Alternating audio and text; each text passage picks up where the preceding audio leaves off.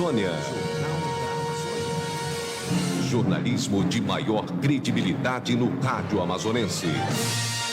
Parintins, sexta-feira, hoje, dia 22 de maio de 2020. Dia Internacional da Biodiversidade e Dia do Abraço. O Jornal da Amazônia está começando. Confira os destaques desta edição.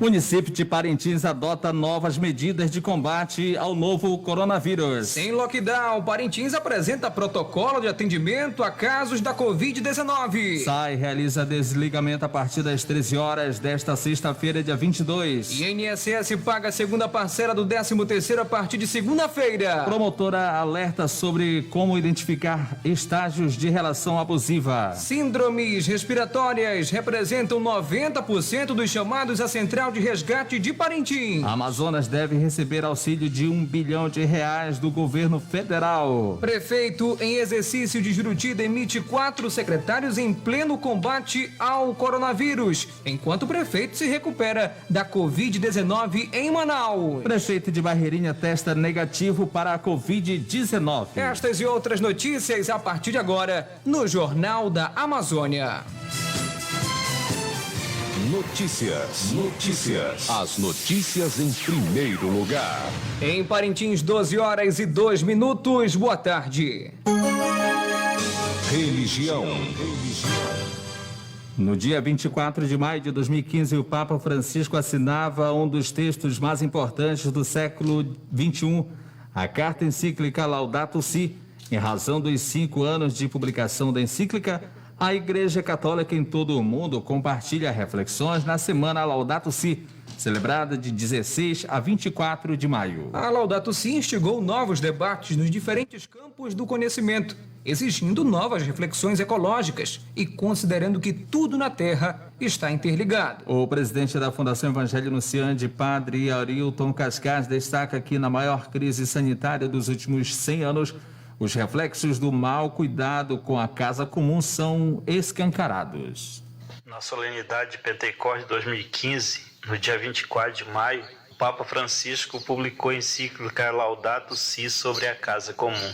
Naquele ano, o Papa já alertava toda a humanidade para a necessidade do cuidado com o nosso planeta. A carta encíclica Laudato Si é resultado de várias contribuições científicas e nos desafiam a olhar a realidade como coisas sagradas e que precisam de cuidado. Passados 5 anos, temos a pandemia do coronavírus que vem confirmar a necessidade do cuidado com as pessoas e com a casa comum. Que ao celebrarmos o 5º ano desta encíclica, possamos despertar para a vida regada pelo cuidado. 12h03. Educação. Mesmo com a promessa de adiar as provas do Enem deste ano, as inscrições devem ser feitas até o final desta sexta-feira, dia 22 de maio. A inscrição é realizada no endereço na internet enem.inep.gov. A taxa de R$ 85,00 deve ser paga até o dia 28 de maio, a não ser que o estudante se enquadre nos requisitos do edital que permite isenção desse valor. Após o Senado aprovar o adiamento da prova e a Câmara colocar em pauta a urgência do projeto que previa o adiamento do exame, o presidente Jair Bolsonaro foi às redes sociais afirmar que decidiu, junto com o presidente da Câmara, deputado Rodrigo Maia, pelo adiamento do Enem, com a data ainda a ser definida. Segundo Bolsonaro, o adiamento seria para não prejudicar os alunos por conta dos efeitos da pandemia da Covid-19. E a União Nacional dos Estudantes, a UNE, afirmou que interpreta o adiamento do Exame Nacional do Ensino Médio por parte do governo Bolsonaro como uma vitória popular. Em nota divulgada no período da tarde, o Ministério da Educação, o MEC, e o Instituto Nacional de Estudos e Pesquisas Educacionais Anísio Teixeira, o INEP, anunciaram a prorrogação das provas, após uma intensa pressão popular. A UNE é uma das entidades da sociedade civil que vinha batalhando pela alteração nas datas previstas no edital. O vice-presidente regional da UNE, Arthur Nogueira, em referência à aprovação do projeto de lei número 1277/2020, diz que o recuo é fruto da mobilização nas redes sociais. A gente entende, né, que esse recuo aí do Ministério da Educação, do INEP, né, ele é fruto das mobilizações que a gente já vem fazendo, né, por meio das redes, procurando as redes também do Ministério da Educação, as mobilizações que a gente fez junto com os estudantes, e também que ele é um reflexo da mobilização que a gente fez junto aos parlamentares, que ontem a gente teve uma grande vitória no Senado, né. A presidenta da União Brasileira dos Estudantes Secundaristas, UBS, Rosana Barros, sublinha que o resultado obtido no Senado potencializou a pressão multilateral sobre o governo, ajudando a gerar a notícia do adiamento. Uma grande vitória em defesa dos sonhos da juventude brasileira. Muitas famílias nesse momento têm dificuldades para se alimentar, dependem ainda da primeira parcela do auxílio emergencial, dependem de ajudas solidárias para conseguir se alimentar. Muitas famílias não têm acesso ao saneamento básico, muitas famílias não têm acesso à internet de qualidade. Essa é a realidade da maior parte da juventude brasileira hoje. Por isso que a nossa luta pelo adiamento do Enem é tão importante para garantir que essas pessoas também entrem na universidade. Agora em Parintins, 12h06. Estamos apresentando Jornal da Amazônia. Os acontecimentos da cidade.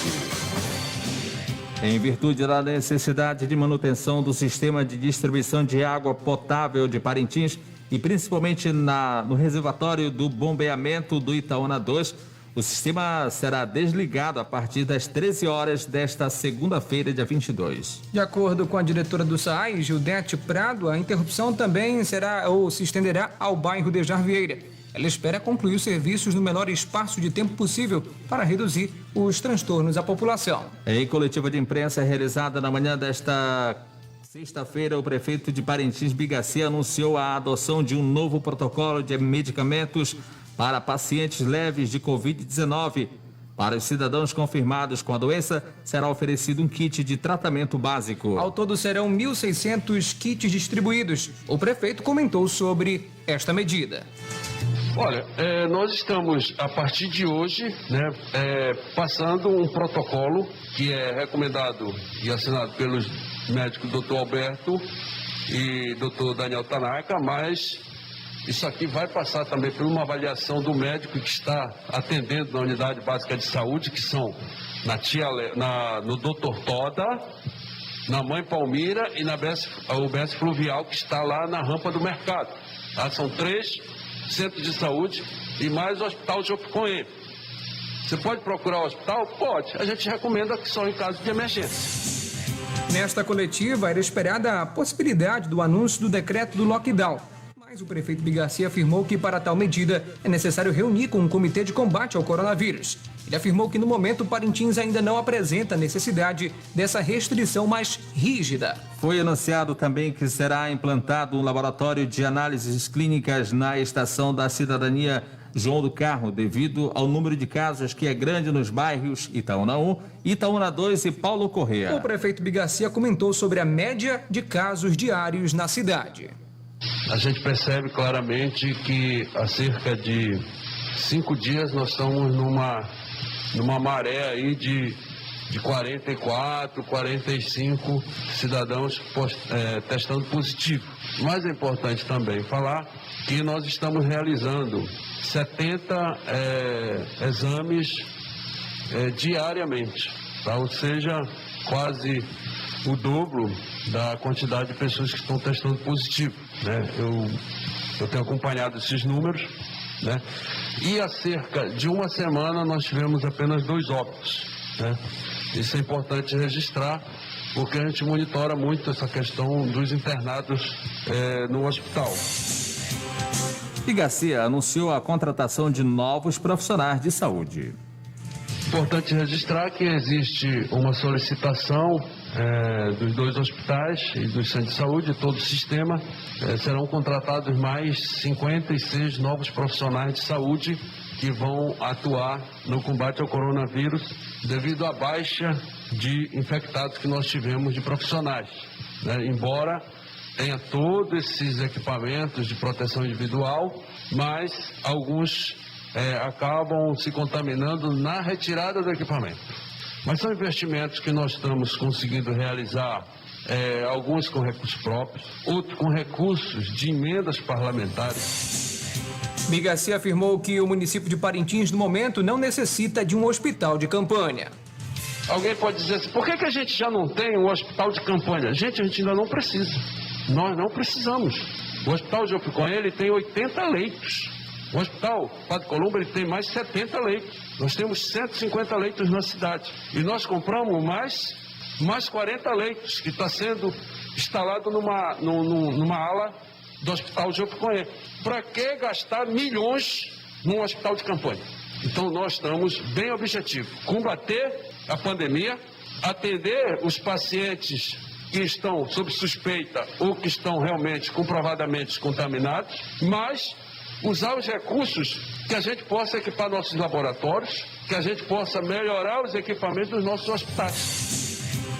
O Instituto Nacional do Seguro Social, INSS, começa na próxima segunda-feira, dia 25, a pagar o 13º de aposentados e pensionistas.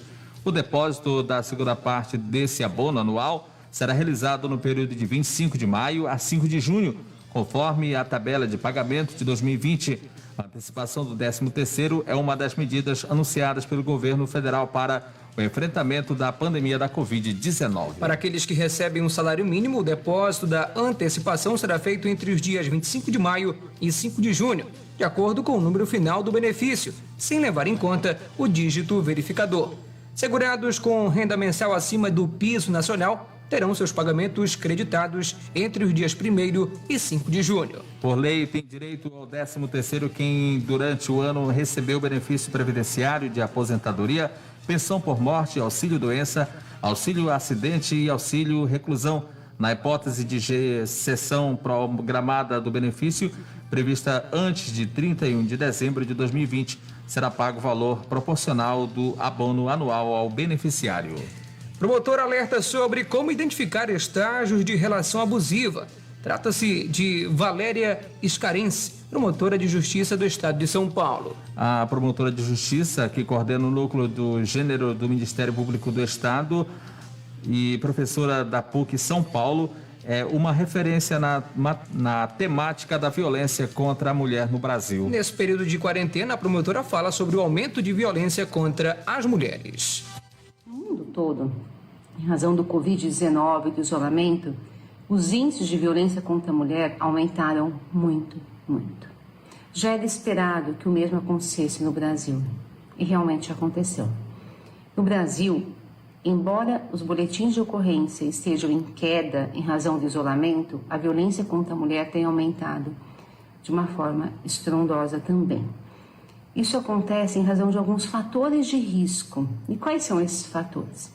O isolamento em si, que dificulta o acesso a serviços, a pessoas conhecidas, o ciúmes excessivo, o controle intenso durante o isolamento, porque agora a mulher está monitorada 24 horas por dia, consumo de álcool e drogas, que não geram a violência.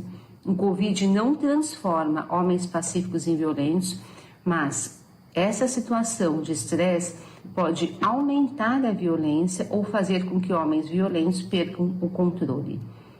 Nós sabemos que o Brasil é um país doente. E a doença do nosso país não é só o Covid. É o machismo, o sexismo e a discriminação. Mas se o Brasil é um país doente, nós aqui estamos trabalhando muito pela cura.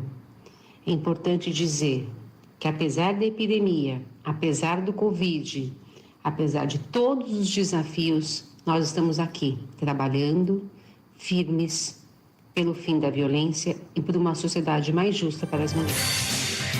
A Central de Resgate da Prefeitura de Parintins, inaugurada há 20 dias, já atendeu aproximadamente 600 ou 630 ocorrências no município. Desse total, cerca de 90%, 565 chamadas, são relacionadas às pessoas com alguma síndrome respiratória e que precisam de atendimento urgente. O município implantou a Central de Resgate para dar celeridade e segurança aos que utilizarem o serviço, contando com 2 ambulâncias novas e equipe qualificada para atender aos chamados. componentes do grupo Anjos da Vida foram contratados para atuar nas remoções. O governador Wilson Lima classificou como histórica a reunião entre os governadores dos estados e o presidente Jair Bolsonaro, realizada nesta quinta-feira, dia 21, por videoconferência, para tratar da sanção do projeto de lei complementar número 39/2020, que estabelece um programa de auxílio financeiro aos entes federativos durante a pandemia da Covid-19. Com a medida aprovada pelo Congresso Nacional no início de maio, o Amazonas espera repasse na ordem de R$1 bilhão em recursos.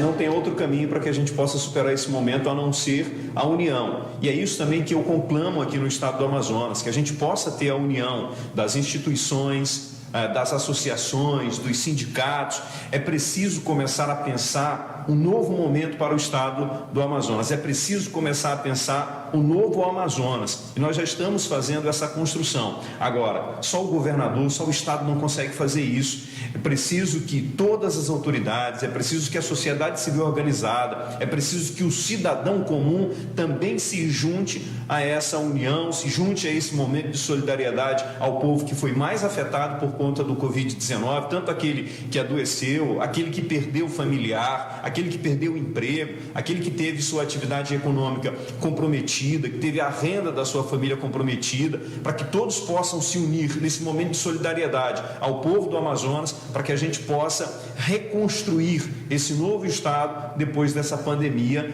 na qual nós sofremos. Após assumir interinamente a Prefeitura de Juruti, no Pará, na quarta-feira, dia 20, devido ao pedido de licença do prefeito Henrique Costa, do PT, que contraiu o coronavírus e teve que ser encaminhado às pressas a uma UTI no estado do Amazonas, onde está recebendo tratamento médico, o vice-prefeito Wes Lima, do MDB, demitiu 7 servidores, sendo que um dos exonerados foi o subprefeito de Juruti Velho, Sebastião Soares. Não satisfeito, na manhã desta quinta-feira, dia 21, a canetada foi mais rigorosa e o prefeito demitiu 4 secretários da linha de frente do prefeito Henrique Costa. Os secretários demitidos foram Jonas Moraes, da pasta de Educação, Joilson Silva, de Infraestrutura, Sandro Santos, de Agricultura e José Maria, secretário de Governo e ex-deputado estadual. Segundo informações, o Wes Lima ainda vai exonerar outras pessoas que não são dos seus, ou seja, não são seus aliados. Após visitas constantes às unidades de saúde e ter participado de várias reuniões com equipes de saúde e de vigilâncias que estão na linha de frente do combate ao novo coronavírus no município de Barreirinha, o prefeito Glênio Seixas foi aconselhado a realizar exame para a Covid-19 e o resultado para a doença deu negativo. Em sua rede social, o prefeito Glênio Seixas publicou o resultado do exame emitido no dia 21 de maio. A luta para evitar que o coronavírus entre nas aldeias das regiões do Andirá e Marau tem sido intensa em Parintins.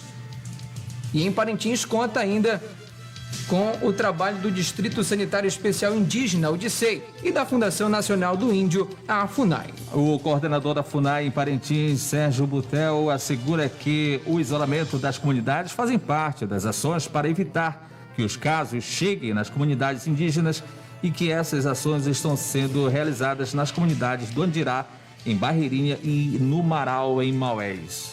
Depois que os casos positivos da Covid-19 estouraram no município de Barreirinha e aqui em Parintins também, nós da FUNAI e o DICEI, nós fechamos completamente as barreiras sanitárias que nós mantemos na entrada dos rios. E aí ninguém mais está vindo, ninguém mais está descendo. Antes disso, os indígenas estavam descendo para receber benefícios, comprar alimento e voltar. Mas já tem uns 15 dias que nós fechamos as barreiras totalmente e ninguém está descendo. Aqui na região do Andirá, ninguém entra, ninguém sai, só mesmo o pessoal da saúde. Na região do Marau, município de Maués, nós fazemos o mesmo trabalho.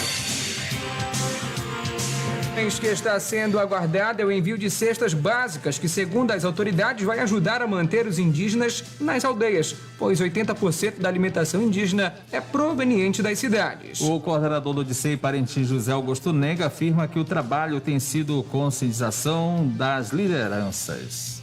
Nós estamos com uma atuação muito forte nesse trabalho que envolve as lideranças, envolve os conselheiros de saúde, no convencimento da população que evite deixar as aldeias, evite vir na cidade. Os riscos são muito grandes e só estamos vendo os casos aumentarem nos centros urbanos, como Parintins, Barreirinha, Inhamundá, Boa Vista do Ramos e Maué. Estamos tendo a cooperação, a maioria, inclusive, está com medo da contaminação, está evitando mesmo vir na cidade. O projeto Manejo de Quelônios da comunidade do Macurani realiza amanhã, sábado, às 9 horas, a soltura de aproximadamente 140 filhotes. A ação ocorrerá na região conhecida como Cabeceira do Eli, com um número reduzido de pessoas por conta da pandemia da Covid-19. De acordo com a responsável do projeto na comunidade, Ordilei Souza, a ação irá cumprir todas as recomendações das autoridades em saúde. Registrar que esse ano a gente está fazendo um pouco diferente a soltura, por conta do momento da pandemia. Então a gente optou por fazer uma soltura um pouco mais simples, com a presença de apenas alguns membros da nossa equipe. E respeitando aí a recomendação aí das autoridades de saúde, de respeito ao isolamento social, então a gente vai estar fazendo esse tipo de soltura. Apenas com a presença também da imprensa e algumas pessoas que são necessárias no momento. Gostaria de agradecer a todos aí que têm contribuído para a manutenção desse projeto. É um projeto muito importante, apesar de ser simples, mas e precisa de encontro de muita gente. Então, quero agradecer a todos vocês aí pela contribuição, uma vez que esse ano a gente teve um sucesso bem grande. A nossa taxa de eclosão está em média de 80%, por conta de algumas melhorias que a gente fez, desde o processo de transplante até a incubação dos ovos. E sucesso disso por essa taxa boa, bem aceitável. Neste sábado, às 9 horas da manhã, aí na Cabeceira do Eli, a gente vai estar soltando esses animais, tá bom?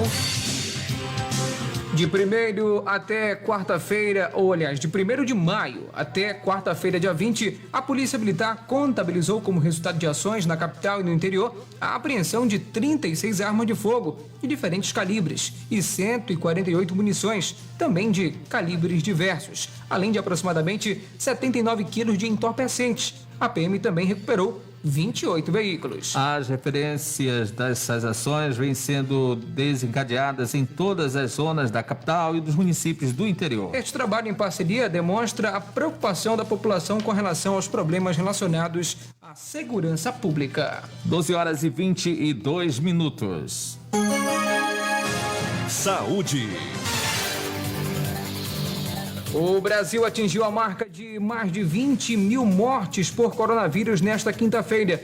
No dia 9 deste mês, o país havia atingido a marca de 10 mil. Em menos de 2 semanas, o número de óbitos mais que dobrou. O crescimento da doença no Norte e Nordeste está ligado à estação do ano. A afirmação é do diretor do Departamento de Análise em Saúde e Vigilância de Doenças Não Transmissíveis do Ministério da Saúde, Eduardo Macário.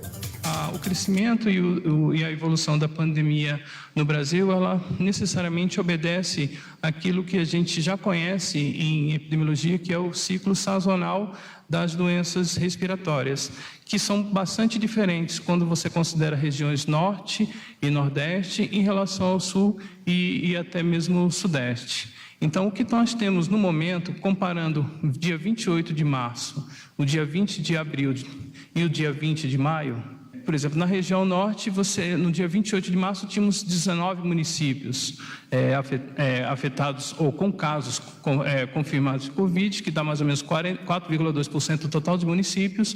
Já agora, no dia 20 de maio, nós temos 358 municípios afetados, um percentual de 79,6% dos municípios com casos confirmados de Covid, e essa é a situação que a gente está vivendo, e por isso que nós, do Ministério da Saúde, estamos bastante preocupados e realizando ações efetivas junto aos estados e os municípios da região norte para prestar o apoio, tendo em vista a situação epidemiológica de transmissão da doença nessa localidade. E o Amazonas registrou 1.663 novos casos nesta quinta-feira, dia 21 de maio, totalizando 25.367 casos confirmados do novo coronavírus no estado. O número consta no boletim epidemiológico divulgado pela Fundação de Vigilância em Saúde do Amazonas. E a Prefeitura Municipal de Parintins atualizou ainda há pouco o boletim Covid-19 do município. De acordo com o boletim, Neste momento, em Parintins, temos a confirmação de 837 casos de Covid-19. Casos tratados somam 431. Óbitos são 45, sendo que 4 deles ocorridos em Manaus. Pessoas em monitoramento somam agora 1.040 pessoas. A obesidade é um problema crônico que contribui para a Covid-19 e aumenta o risco de complicações como pressão alta, diabetes e doenças cardiovasculares. O Dr. Marcelo Rodrigues, médico endocrinologista, explica como diagnosticar a obesidade. Existem vários métodos de avaliação da composição corporal, mas o mais utilizado é o índice de massa corpórea. E o que é esse índice de massa corpórea? Ele corresponde ao peso dividido pela altura ao quadrado. Ele é um método simples, ele é bem prático, pois necessita apenas de uma balança, um estadiômetro que vai analisar a altura e uma calculadora para fazer o cálculo, né? E os valores de referência são os seguintes. Para a gente considerar como obeso, o paciente tem que ter um índice de massa corpórea acima de 30. Então, acima de 30, ele já é considerado como obeso. Então, conforme essa classificação, de 30 a 34,9, a gente considera como obesidade grau 1. Entre 35 a 39,9, a gente considera como obesidade grau 2. Entre 40 a 49,9, obesidade grau 3, alguns falam obesidade mórbida. Existe também uma outra classificação, que são aqueles pacientes que estão no intervalo de 50 a 59,9, que são os super obesos, e acima de 60, que são os super obesos. Estudos feitos por pesquisadores na França e nos Estados Unidos mostram que pessoas obesas têm mais propensão a desenvolver quadros mais graves de Covid-19. Embora essa relação de complicação seja maior no jovem obeso, é importante ressaltar, até mesmo para não gerar pânico, né, que a grande maioria dos jovens continuarão tendo uma evolução positiva. E, ao contrário do que muitas pessoas pensam, para reduzir os riscos associados à obesidade, não é necessário normalizar o índice de massa corpórea. A gente sabe que redução de 5% no peso já melhora muito os exames e pode já estar até melhorando a função pulmonar. E reduções acima de 10% reduzem a inflamação, que é uma das principais problemas relacionados ao coronavírus. Perdas acima de 16%, praticamente o paciente não tem mais inflamação. Pelos dados do Ministério da Saúde, a mortalidade dos jovens obesos é mais alta do que os idosos obesos com Covid-19.